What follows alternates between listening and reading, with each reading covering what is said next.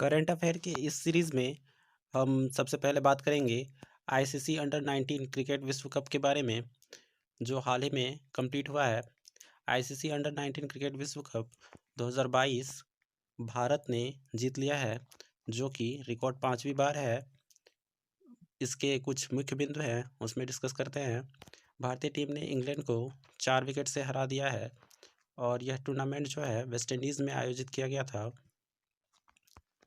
इसके बाद हम डिस्कस करेंगे स्मारक संरक्षण के बारे में, जो हाल ही में चर्चा का विषय बना हुआ था।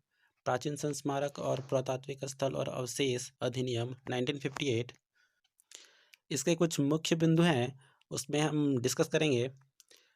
अधिनियम को इस अधिनियम को 2010 में संशोधित किया गया था और अधिनियम की धारा 20A में संशोधन किया गया था।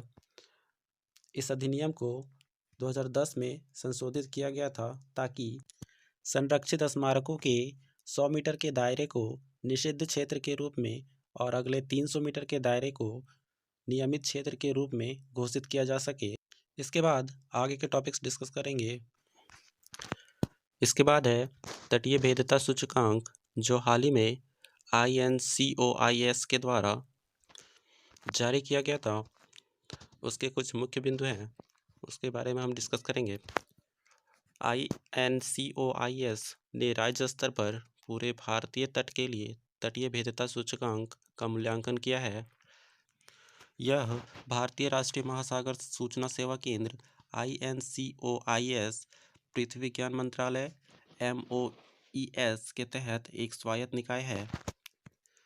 यह INCOIS द्वारा दी जाने वाली सेवाएं हैं, जिनमें से प्रमुख सेवाएं हैं संभावित मत्स्य पकड़ने का क्षेत्र, सुनामी पूर्व चेतावनी, तूफान आगमन चेतावनी, महासागर राज्य पूर्वानुमान और प्रवाल विरंजन चेतावनी के बारे में जानकारी मिलेगी।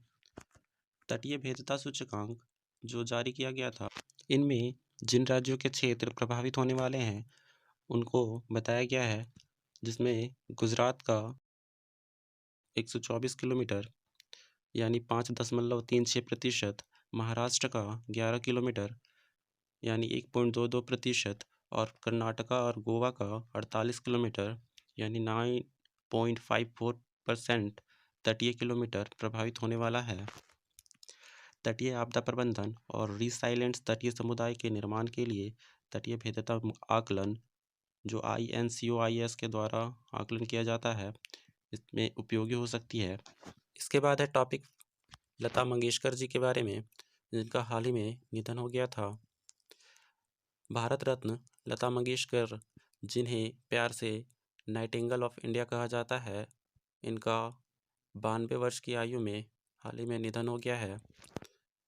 यह भारत में सबसे महान और सबसे प्रभावशाली गायकों में से एक थी, जिनका संगीत उद्योग में 70 वर्षों का योगदान रहा है और भारत के Nightingale, voice of the millennium और मेलोडी की रानी जैसे सम्मानित किताब से नवाजी जा चुकी हैं।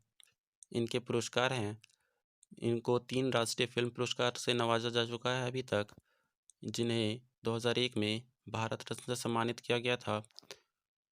साथ ही फ्रांस ने 2007 में अपने सर्वोच्च नागरिक पुरस्कार officer of the national order of the legion of honour से सम्मानित किया है इन्हें। इसके बाद है टॉपिक विश्व कैंसर दिवस। विश्व कैंसर दिवस 4 फरवरी को प्रत्येक साल मनाया जाता है। यह दिन हर साल कैंसर के बारे में जागरूकता पैदा करने और इसकी रोकथाम, पहचान और उपचार को प्रोत्साहित करने के लिए मनाया जाता है। विश्व कैंसर दिवस का नेतृत्व union for international cancer control UICC द्वारा किया जाता है। यह दिन संयुक्त राष्ट्र द्वारा मनाया जाता है। दोस्तों, 4 फरवरी 2022 को विश्व कैंसर दिवस हर वर्ष मनाया जाता है, ये आप याद रखेंगे।